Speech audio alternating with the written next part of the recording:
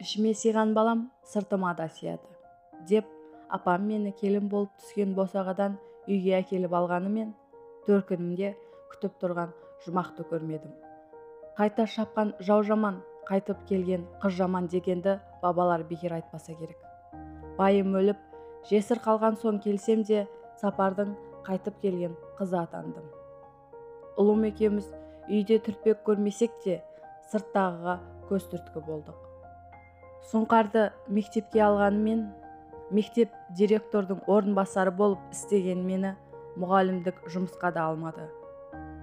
Қазір мектеп бағдарламасы ауыр, сіздің жұмыс тәжірибеңіз мектептен аулақтап кетіпті деген сылтау айтқан. Ағамның жолдасы ауданның мәдениет бөлімін басқарады екен. Соған айтпақшы болып еді, апам баяғы әуеніне басып, жын ойнақтың ортасы, көркем өнерпаз болғаннан көгергенді көрмедім деп ойбайға салған. Әкем бір танысы арқылы кітапхана жағынан жұмыс тауып берді. 40 сом айлығы бар. Таңғы 9-дан кешкі 6-ға дейін оқырманы жоқ кітапхананың ішінде қадалып отырамын. Декреттік демалысқа шыққан әйелдің де кітапхана ісінен білімі болмаса керек, тек кітаптарды алфавиттік ережемен тізіп қоя берген екен. Мерзімді баспасөз бірмен бірі араласып былығып жатыр.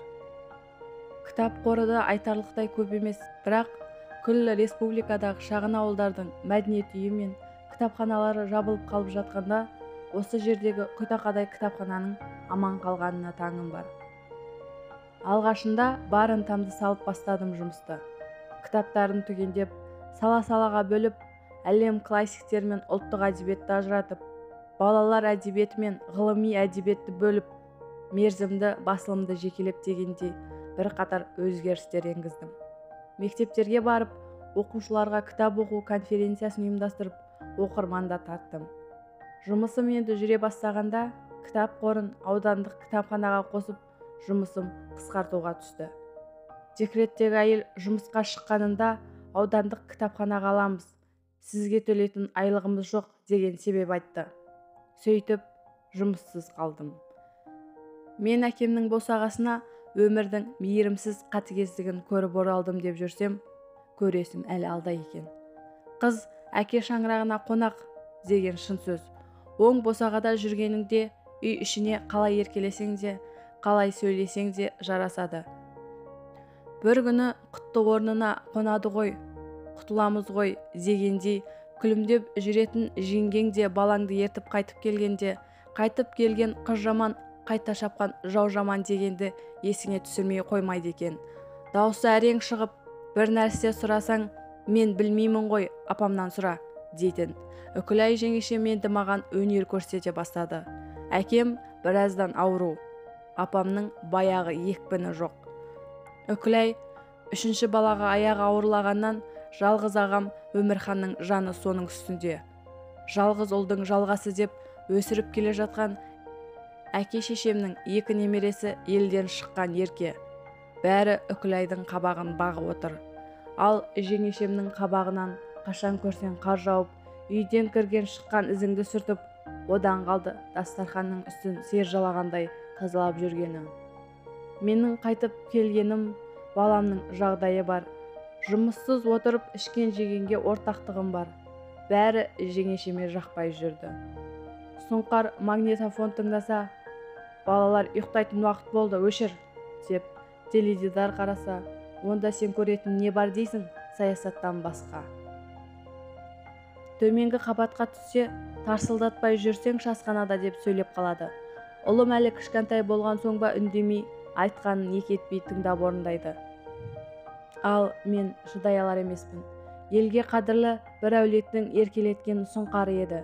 Дөркініме әкеп, жеңгеме қор қылдым-ау деп ішімнен буынам. Үйдегілермен қарым-қатынаста өтірік күліп жүретін сияқтымын. Ал күлкімнің астарында мұң жасырынып жатады. Маған баяғы көршіге терезесі қарайтын бөлмем қайтып тиген болатын. Тек сұңқарға арнап, тағы бір ағаш төсек кіргізілді. Кітап қоятын сөрелерім мен жазу үстелім де балама бұйырды. Ұлымның мектебіне керек болмаса, маған ақшаның керек жоқ. бар киімімді үстіме іліп, берген тамақтарын бөлісіп жүрмін. Әрі берден соң олар мен үшін қазан аспайды ғой. Өздеріне жасаған тамағынан балам бір аяқ, мен бір аяқ тамақ ішем, 4 тілім нан жерміз дегендей. Мен осылай болайын дедім бе? Мен де ақар-шақар өсіп өнген әулеттің сыйлы келіні едім. Маңдайға осы сор жазылды, тартып жатырмын. Өзімде барды бағаламадым ба? Жеңгеме ащы шындықты айтып салып, бет жыртысқым келмейді. Ішімнен тынып, шыдап келем. Мен өз әкемнің үйінде, балам өз нағашысының үйінде кібіртіктеп сөйлеп, бұғып жүретін болдық. Апа, атамның үйіне кетейікші, дейді ұлым. Енді біздің үйіміз осы деймін. Сонда біз осыда тұра береміз бе? Алдында уақытша жүрміз деп ойласа керек. Сен ер жетіп, оқу оқып, қызмет істегенше тұрамыз. Содан кейін сен үй саласың деп едім. Балам бауырыма тығылып жылап жіберді. Бекер келген екенмін. Жап-жақсы істеп жүрген жұмысымнан айырылып, жер түбінен баламды сүйреп, жалғызымды қанаттыға қақтырмай, тұмсықтыға шоқтырмай жүре бермедім бе? Дәу атасының қамқорлығында. Енді қайтып баруға бет қайда? Табақтай дипломнан не пайда? Жұмыссыз жатысы мынау, деп қамығып жылап аламын.